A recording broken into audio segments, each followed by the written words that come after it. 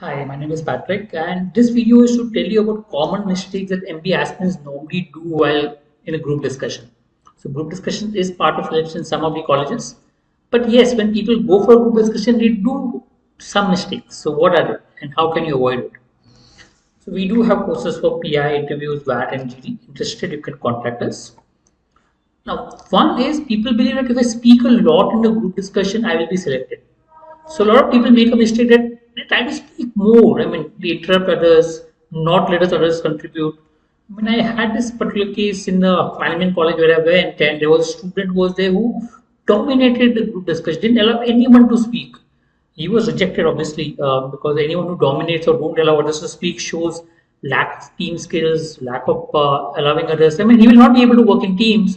That means when he works in the organization, he will not be a good team player, which will not be great. Okay, but there was other person who was able to maybe put 1 or 2 points in between and was able to get in.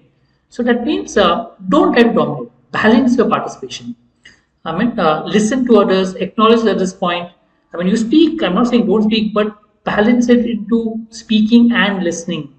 Also, one of the better way of understanding how to listen is to acknowledge other people's points. So when you acknowledge other people's points, it shows that you're listening, and that helps being the brownie point, showing the panelists that you're actually listening to others and being able to contribute to the GD. Second mistake, people believe that, oh, it's too loud, I can't contribute. Uh, Maybe because people are too loud or because they're nervous, etc. But not contributing shows that lack of interest to some extent. I mean, people who don't contribute or people who don't make the efforts of contributing to a group discussion basically means that you're not interested in a group discussion, you're not interested in the college. So try, entering. See, every discussion will have relevant point. Try to enter with some point which is there. If you feel you don't have a good point of your own, then pick up the point which is already spoken and rephrase those. I mean, that could also help. I mean, the ideas that are spoken by others, you can rephrase, at least make an effort to get into it. Panelists will see the efforts and will try to give you the point that is required, but not making the effort is not the solution. Even if you feel the GD is loud or you don't have any points, ensure you come in through some means or the other. Either repeating someone else's point, not exactly repeating, but rephrasing someone else's point, or trying to bring out some decent points somewhere in between. Third, when people make points, they just want to enter the group discussion without a structure in place. In some case, if it's a loud GD, then it's fine, then maybe entering becomes important. But in a lot of cases, you have enough time to speak. In which case, when you enter the group discussion, makes sense to have a structure in place. Because if you don't have a structure in place, it looks like you come to a point, you speak a point, and then you don't have anything else to speak.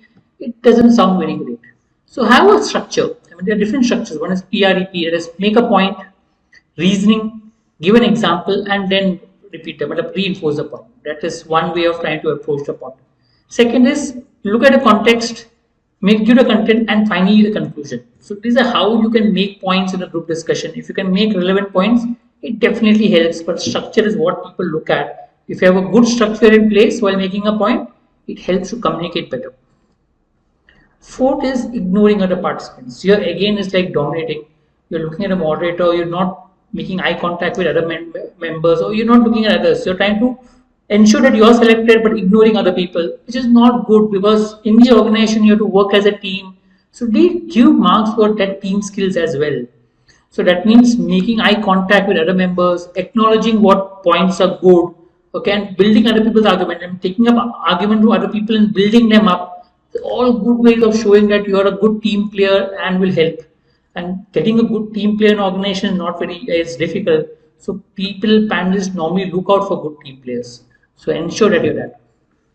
One more thing is people get too emotional. I mean, some points they get angry, emotional. My point is right, your point is not. They lose composure. Understand the group discussion. Your aim there is not to prove that you're right, but your aim there is to ensure that you get points and get selected. Being emotional about the whole point will only ensure that you lose points, because as a manager you have to talk in terms of a balanced perspective, not get emotional about it. So getting aggressive, looking at it as a debate is all no. You have to be a good listener and being able to contribute to your point. So important is stay calm. Okay, look at other people's viewpoints and use logic or emotion to present your points. So try to give arguments in terms of why is your point right, rather than being emotional and trying to shout out the whole thing. So these are the points that you can look at for group discussion. We have different courses. If you're interested, you can contact us. Thank you.